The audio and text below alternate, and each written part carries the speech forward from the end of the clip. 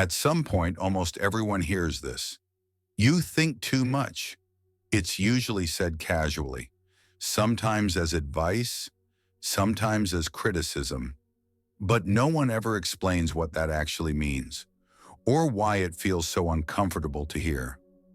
Long before psychology had names for this, ancient cultures were already observing the same reactions.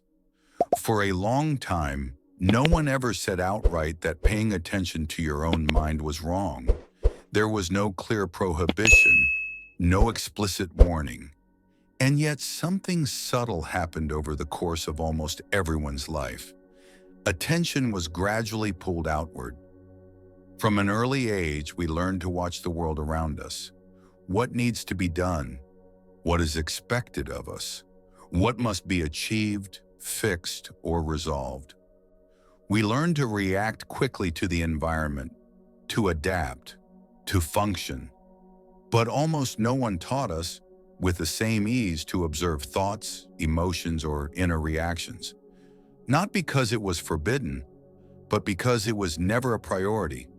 The external world always felt more urgent, more concrete, safer. And so without noticing, many people grew up believing the mind works on its own, as if it didn't require attention, as if it were something that simply happens. Life moves on, responsibilities grow, routines take shape, and the inner world remains there, quietly functioning.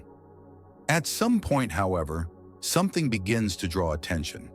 Maybe an exaggerated reaction, maybe a discomfort that keeps returning, maybe a tiredness that doesn't come from the body.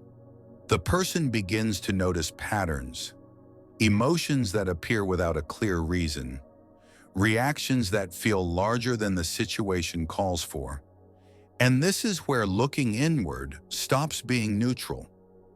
Because observing the inner world creates questions, and questions pull the mind out of autopilot. When someone truly begins to observe themselves, they realize that not everything starts in the present moment, that not every emotion begins now, that not every reaction belongs to the present. This breaks the mind's autopilot, and stepping out of autopilot almost always creates discomfort, not because something is wrong inside, but because observing changes the relationship with what is observed. It's easier to keep reacting than to pause and notice. It's more comfortable to repeat than to question. It feels safer to continue the way things have always been. And so, little by little, looking inward starts to feel uncomfortable, not openly, but subtly. Feeling too much becomes excessive. Thinking too much becomes a problem. Questioning becomes something that doesn't help. Without anyone saying it clearly, the message is absorbed. Looking inward isn't useful, and so many people learn to avoid that movement, not by conscious choice, but by habit. The curious thing is that avoidance doesn't make the inner world disappear. Thoughts keep arising, emotions keep reacting, conflicts keep forming.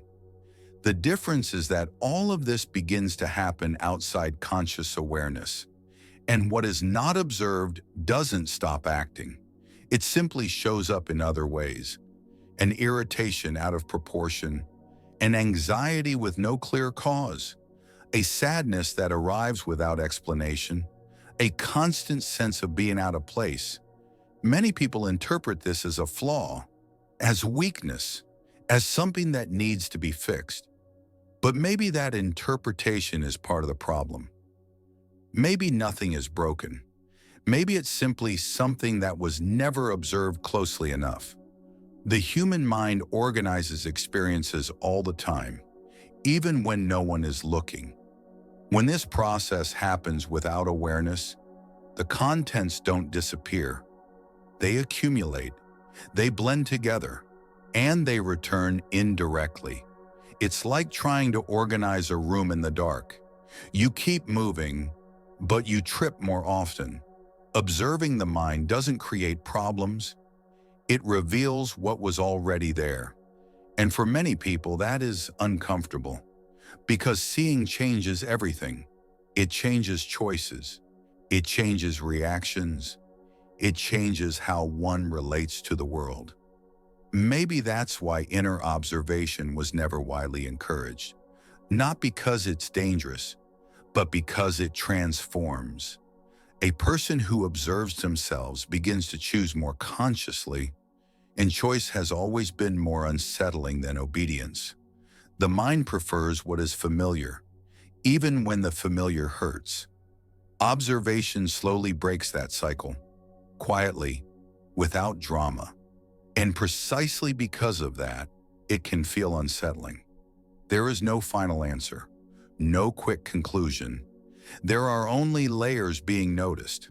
The more someone observes, the more they realize that what once seemed simple was actually deep.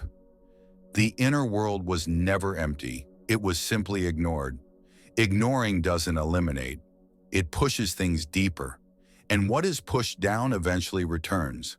As tension, as conflict, as a discomfort without a name. Maybe that's why so many people feel uneasy in silence.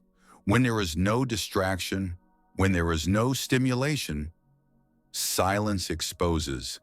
And what was avoided asks for attention, not as a threat, but as a signal.